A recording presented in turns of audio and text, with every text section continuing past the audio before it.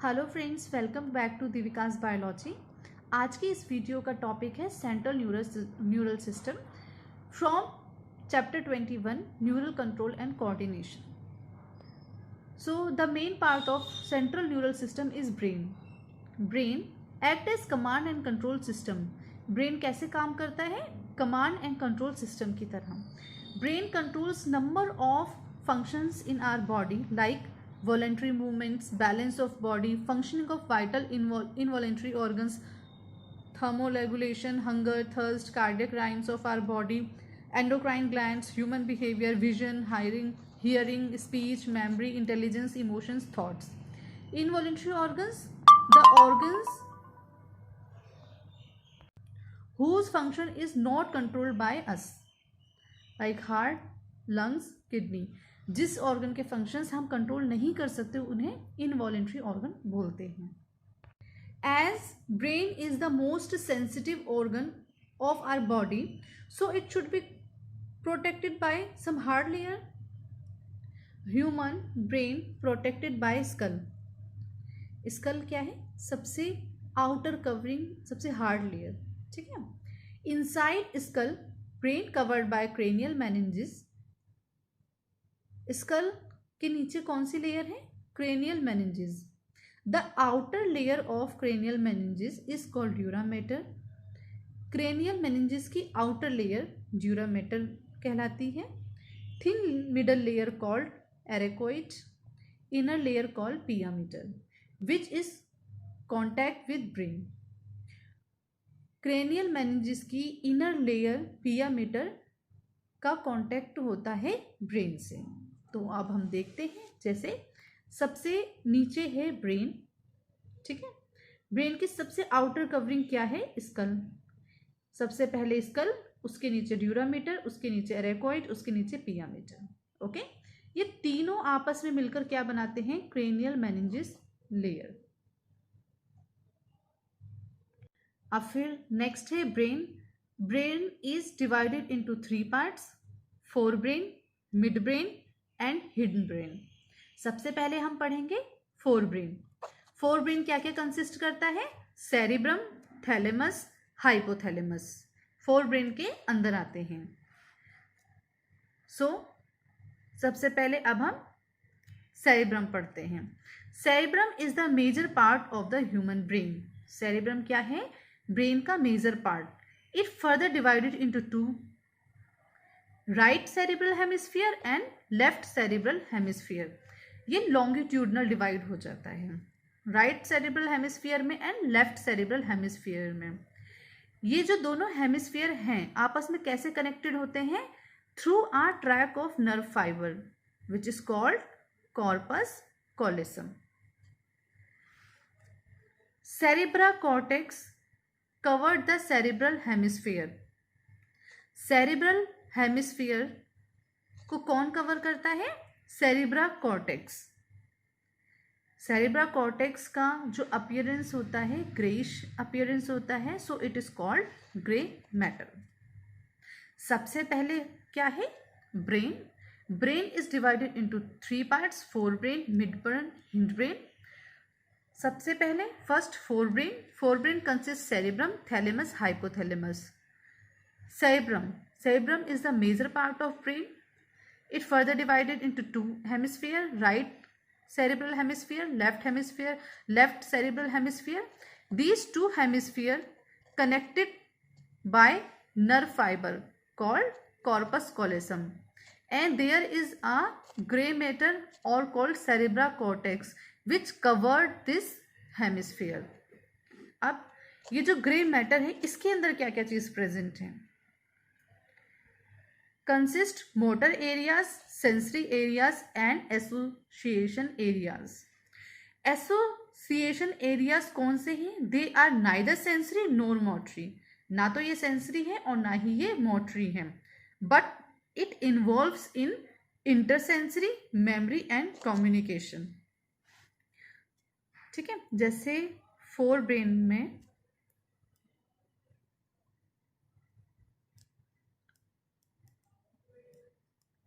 सबसे पहले सेरिब्रम है। ठीक है, उसको हमने राइट एंड लेफ्ट हेमिस्फीयर में डिवाइड कर दिया।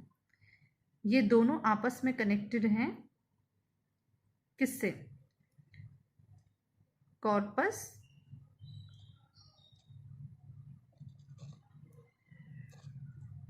Callosum.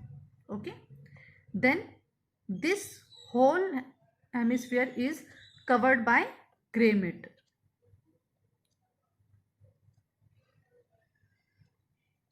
Also called cerebral cortex. Grey matter के बाद यहाँ पे एक वाइट मैटर भी प्रेजेंट होता है। तो देखते हैं क्या है ये।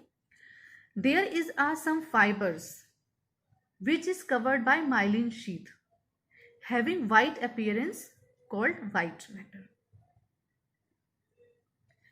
Fiber covered with myelin sheath which constitute the inner part of cerebral hemisphere having white appearance called white matter. ये cerebral था, cerebral hemisphere which is covered by gray matter. ठीक है, इस हेमिस्फीयर का इनर पार्ट, अंदर वाला क्या है? White matter. अब नेक्स्ट पार्ट है फोरब्रेन का थैलेमस। थैलेमस क्या है? Cerebrum wraps around the structure called thalamus. Thalamus is the centre for sensory and motor signal. Okay, ये किस चीज का सेंटर है? सेंसरी एंड मोटर सिग्नलिंग का। नेक्स्ट पार्ट है हाइपोथैलेमस। हाइपोथैलेमस कहाँ प्रेजेंट होता है? थैलेमस के नीचे हाइपोथैलेमस प्रेजेंट होता है। Hypothalamus is the important part of the brain and it lies at the base of thalamus. Hypothalamus का क्या क्या फंक्शन है? It controls body temperature, urge for eating and drinking. Also it secretes hypothalamic hormone through neurosecretory cells. Hypothalamus का दो main functions हैं, body temperature को control करना, eating and drinking के अर्ज को कंट्रोल करना और हाइपोथैलेमिक हार्मोन्स का सिक्रीट करना।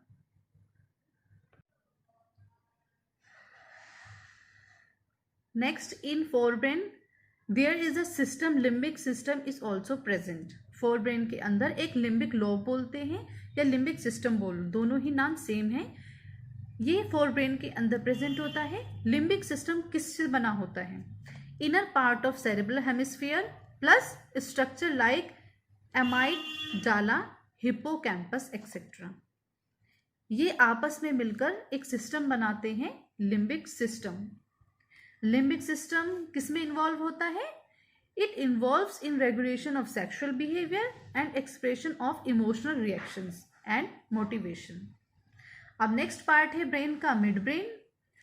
सबसे पहले इसकी लोकेशन देखते हैं।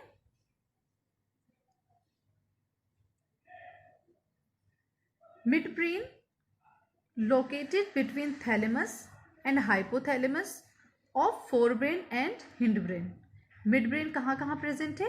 थैलेमस एंड हाइपोथैलेमस के बीच में, thalamus of forebrain and hypothalamus of hind brain. Next, cerebral aqueduct canal. Hind brain के अंदर एक कैनाल पास करती है जिसका नाम है cerebral aqueduct. The dorsal portion of mid brain consist 4 lobe.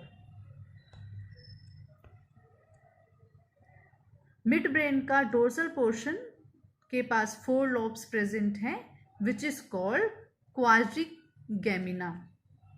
Mid brain and hind brain form the brain stem. Mid brain क्या बनाता है? Brain stem. किसके साथ मिलकर के? हिंड ब्रेन के साथ मिलकर। अब next part and last part है ब्रेन का hind brain. Hind brain consist pons, cerebellum and medulla. Okay, hind brain के अंदर 3 चीज हैं, pons, cerebellum and medulla. Medulla also called medulla oblongata. Okay, अब सबसे पहले देखते हैं पोन्स। पोन्स के अंदर क्या क्या आता है? Fibre tracts that interconnected different region of the brain. Pons के अंदर बहुत सारे फाइबर ट्रैक्ट हैं जो ब्रेन के डिफरेंट रीजन्स को आपस में इंटरकनेक्ट करते हैं। सेकेंड पार्ट है हिंड ब्रेन का cerebellum. It provides the additional space for the neurons. Medulla contain center which control respiration, cardiovascular reflexes and gastric secretions. Medulla का क्या काम है? It controls respiration, cardiovascular reflex and gastric secretions. Medulla connected to the spinal cord. Medulla किससे connected होता है? Spinal code से. अब brain के तीनों पार्ट कंप्लीट हो चुके हैं. नेक्स्ट जो टॉपिक है वो है रिफ्लेक्स एक्शन और reflex action and reflex arc. तो सबसे पहले रिफ्लेक्स एक्शन क्या है? Reflex action, action means response. तो ये एक रिस्पॉन्स है. कहाँ से आता है? इनवॉलेंट्री रिस्पॉन्स है वाया पेरिफेरल नर्वस सिस्टम से. Reflex action is a response occurs involuntary by PNS. हमारी मर्जी से नहीं हो रहा है ये एक्शन या ये रिस्पॉन्स, हमारे कंट्रोल में नहीं है. ये रिस्पॉन्स कब होता है? When body comes in contact with hot, cold and pointed objects और एनिमल्स. किसी भी हार्मफुल एनवायरनमेंट के कॉन्टैक्ट में जब हमारी बॉडी आएगी तब पीएनएस के थ्रू एक इनवॉलेंट्री रिस्पॉन्स होता है जिसे हम बोलते हैं रिफ्लेक्स एक्शन. ठीक है. दिस एक्शन और this response doesn't involve CNS. ठीक है. This response occurs without involvement of central neural system and it controlled by spinal cord. This response is controlled by spinal cord. अब reflex pathway, ये जो reflex action का पूरा pathway है इसमें 2 types की न्यूरॉन प्रेजेंट हैं. पहले it consist afferent neuron which is act as a receptor, जो रिसेप्टर की तरह काम करेगी. दूसरी न्यूरॉन इफरेंट न्यूरॉन जो एक्साइटर और इफेक्टर की तरह काम करेगी.